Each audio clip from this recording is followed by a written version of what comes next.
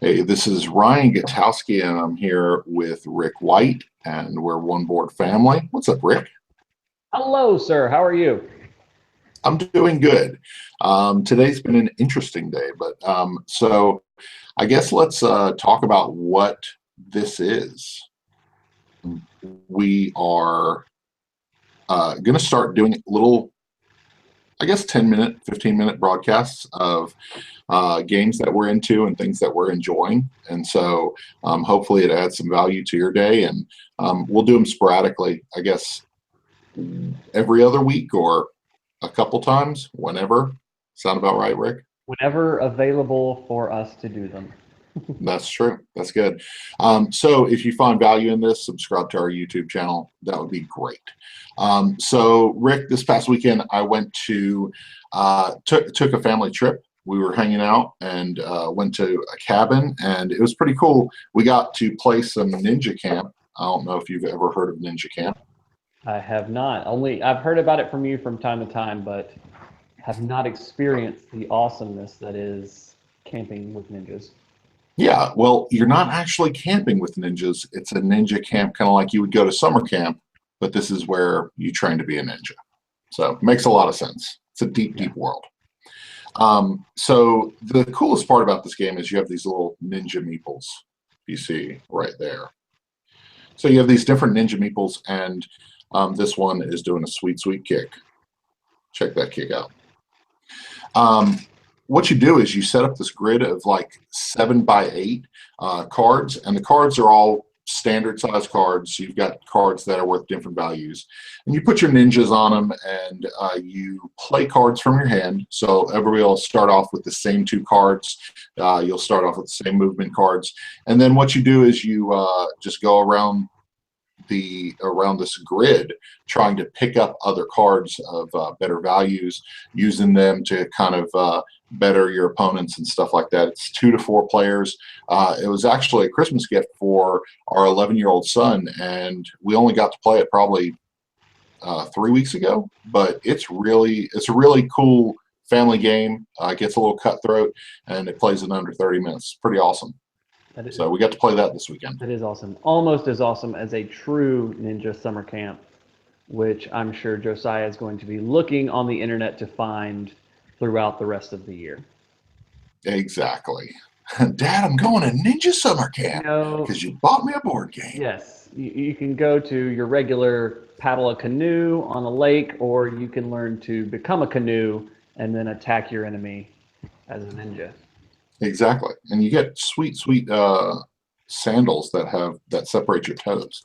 Anyway, you've got different animals, like that's a puppy, the platypus right there. It's pretty cool. Like you play these different animals at the Ninja Camp. It's pretty cute game, very family friendly. Something that we've been enjoying lately. So, Rick, what have you been playing, man? Awesome. Ninja Platypus was the name of my metal cover band. Ooh, that's a good one. Yeah, there you go. So 2 weekends ago, I went to Atlanta. No, not Game-O-Rama, not Atlanta Game Fest. That was the one we went to, and had a good time. Got to play a few games that I'd been interested in. Had the chance to teach games more often than I usually do, which has its ups and downs, but it was still pretty fun. And of course, my favorite part is the flea market element of the Game-O-Rama. And I was able to pick up, I think, 3 of my top 5 most wanted games while I was there.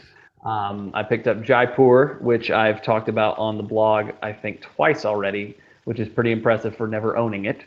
And so I was able to pick up a copy of it. I got Burgle Brothers, or Burgle Bros, which is the first game I supported on Kickstarter, but I did it at a lower level, so didn't get a copy of the game, so finally got a copy of that game. And then a card game called Best Treehouse Ever, which I've been looking for, has run in about the $20 range. I got for $2. So I've gotten to try out 2 of them so far. I've got a shelf of games that I have not even tried yet that I picked up either for Christmas or kind of some trades that I've been in. So I'm pretty excited. I've got a lot of gaming ahead of me, and sneak in some sessions from time to time. in my ridiculously busy schedule. That's really awesome, man. Burgle Bros looks really cool.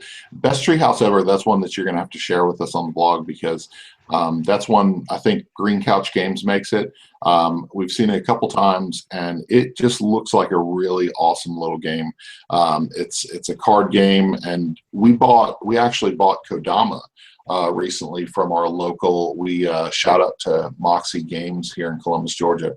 But we bought Kodama from there, and man, it's just a cool game. Everything's building on everything else, and that's the way I look at Best Treehouse Ever. I look at that and I'm like, man, that's really a cool family friendly game. So you're definitely gonna have to share that one. Yeah, it's So. cool to see a game that, I've had a couple now since I've started to really get more into board games where I saw it as a print and play and saw them asking for feedback and things like that and getting excited about watching somebody turn something into something that gets published and that you can buy and hold. Like, I mean, that's still really cool for me. I don't know of any other experiences I've had. Like, I don't know authors, I don't know video game creators or movie makers, but I know board game designers, and it's kind of cool to see that other side of the whole thing. That's really cool, man. That's awesome.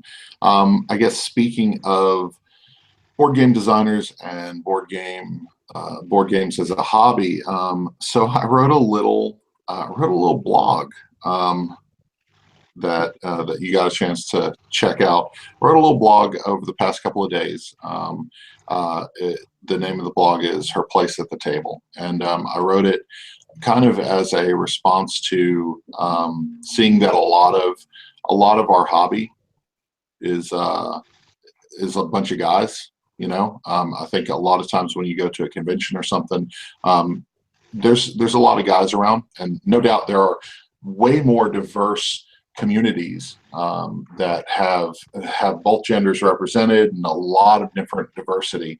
But I think that sometimes if you go into just a generic place, you'll find that a lot of a lot of gamers are guys, and that's something we see in our communities around here.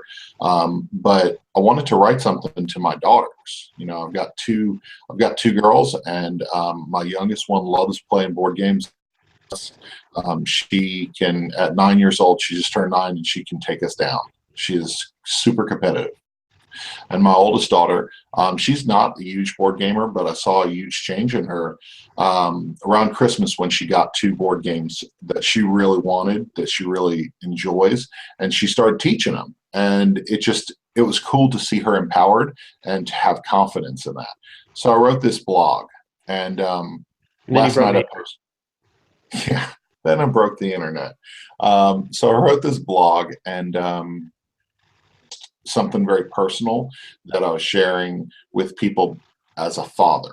And so I threw it up on Facebook. It was like, cool. A couple of people were like, hey, I really enjoyed this. And then this morning I made the decision to post it to Board Game Geek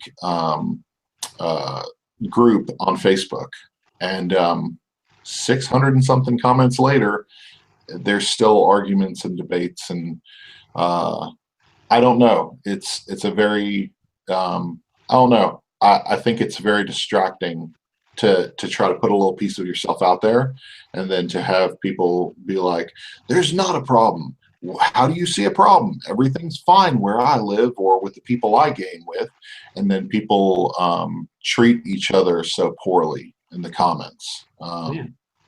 Yeah, it really sucks, dude. It really does. Yeah, I mean, it's interesting to see some of the commentary on there. I mean, I think I saw some comments relating it to Gamergate, and that is a decent comparison. It's not quite as vicious, obviously, and it was your blog post, but I mean, yeah, if you go to a convention, I'd say it's about at least 80% guys, and that's it's okay for things to attract genders in different ways, but it's not okay to have things in place that are obvious barriers. If a girl wants to be a gamer, we need to make sure that I don't know, there needs to be opportunities for that to happen. Like, I love some of the examples you gave, like Quadropolis. there's the token for the guy and the girl player. You just flip it over and look, oh my gosh, girls can be engineers too and architects too. And it's as we and you even mentioned like that doesn't sound like a big deal, but it is a big deal. Like that's new. I mean, if you think in terms of board games, what about Miss Scarlet or Miss White and all this? Those are girl gamers. What are you talking about? And it's, no. I mean, if you think about in the grand scheme of board games, males are on most of the stuff. And I know this is, to be fair, this is two dudes right now having this conversation about this. But I do think we have experiences. You have two daughters.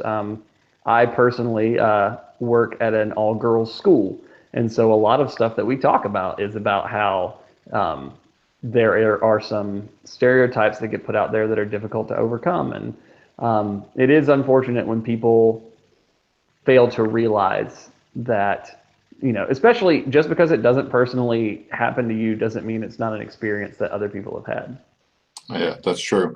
I just never want my kids to look around and say, I don't feel accepted here. And I think that's one of the things that when I was in my teen years, I went to a comic shop here in town where I lived, and my experience was that there weren't a lot of girls around. And when a girl entered the building, it was kind of a surprise. It's like, oh, what's she here for? What is she doing? And we had a couple girls who played RPGs with us and things like that when I was a teenager, and we were completely fine with it. But it was such a rarity, and it was such an isolated incident, and that was in the late 90s. And so when I look around now, I'm like, man, we've made such awesome progress. But I guess the point of the blog was to say we've made awesome progress, but also to say, hey, we need to take note and think about being a little more inclusive about the way that we think about games. That was the purpose of the article. And also, right before I posted it, I sat down, me and my wife, Erin, we sat down with our kids, all three of them, and we said, listen, I'm going to read the article to you. Are you down with it? Do you understand? Do you agree with what I'm saying? And they were like, yeah, completely. And I told the girls, and I told my son Josiah, I said, I want you guys to include people. I want you to look around and say, you look different than me. Why don't you come to the table and play? And that's important. And so that was the purpose of the article. And unfortunately, people took it as, I don't even know how people took it. Because honestly, one person would say, well, I disagree with this because I have a bunch of girl gamers in my group and I don't think this is true. And then the next thing you knew was people were yelling at each other. And so on the internet, and it just wasn't a healthy discussion. But I'm grateful for the people who did connect with it. My hope in sharing it in that space was that other dads or other parents would say, hey, I agree with this, and this is something that I need to pay attention to. Yeah. That was all, but I guess I didn't know how bad the conversation would get just by posting this. Yeah. I mean, I don't know. I think us setting ourselves up, there was mentions of different games. You mentioned Conan, and there have been other websites that posted about that game. And people talk about, well, you got to be true to the original material. Well, you don't have to, and maybe it was an artistic choice, whatever, when they remake Peter Pan, they don't do some of the elements from the early 1900s Disney version because there's some stuff in there that's not, socially, culturally acceptable anymore. There's some things that need to change, like how they deal with Native Americans. That's what they did in history. Okay, so we should do it better now. So there's a lot of excuses you can make. And I think sometimes it's just that people want to outright make board gaming a boys club. And you know what? That's silly. And even with the girl gamers too, unfortunately, I feel like many girls feel they have to be a certain type of girl in order to be accepted at a gaming convention, like a gamer girl. And I know when we had Game-O-Rama, there was a couple there who were probably in their late 30s, and the woman was well kept, like took care of herself, had, her hair done, had makeup on, and like the people didn't know how to react to that. That was like, that should be okay, that, we accept people as they are, but only if they're weird. Like, is that the approach we're having here? So, I think we need to understand, and then two, like, I don't know, like, and to think of how simple it is for some of the adjustments, like the quadropolis example. It really took them not all that much effort to make that happen. And it really does have a bigger impact than people think. So I think it's good that you put that out there. I think it might have brought some attention to some things that people may not have thought of. And, there are some people that are going to be frustrated, and honestly, you know, they're probably not going to change their minds anyway. So if anybody is going to adjust the way that they treat their daughters or that they treat women in their lives because of that article, I think it's great that you put it out there. Yeah, it definitely, the point was not to, I didn't know any of this would have happened, as far as an argument or discourse or whatever. I do know that when we get into heated debates about anything that people are passionate about, people can say, "Oh, no, I'm really angry and I'm going to yell at you and say things about you." But I thought that this was such a tame, like my take on it was like, listen, this is for my daughters. I want to make sure that they know that they're accepted, and I want all three of my kids to include everyone that they know and look around the table and say, man, this is diversity. This is a hobby I want to be a part of. And so it's crazy, like just the amount of traffic it's gotten. The point was not to get traffic to One Board Family. We're doing fine as far as a site goes, but I was really blown away by the amount of people who visited the article. So if you're one of those people who shared it, if you're one of those people who actually connected with it, thank you so much. I really appreciate it.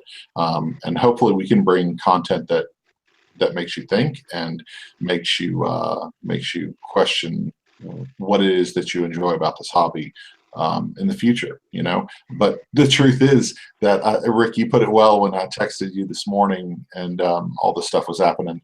You said, people are going to be a little disappointed when they see how silly most of our posts are. Yeah. I posted about rolling plastic pigs very shortly before this, so maybe this is just a balance. I'll make sure in my next review to do at least 4 fart jokes so that we can completely balance this out. Exactly. Don't worry, our traffic will spike greatly down in probably the next 2 days, and we'll be completely fine. So, hey, Rick, thank you so much for doing this. And for anybody watching out there, anybody who sees this, this is we did a demo a couple days ago and tried this out. And it was just kind of for our own viewing, and we're going to see how often we can do this. So if you like this kind of content, be sure to subscribe to the One Board Family Facebook page, One Board Family YouTube channel, and watch us on Facebook. We'll share anytime we go live on Facebook. So yeah, just subscribe. This way you can get this content when it comes out. So Rick, I appreciate you, man. I hope you have a great night, dude. Oh yeah, you as well. We will talk soon.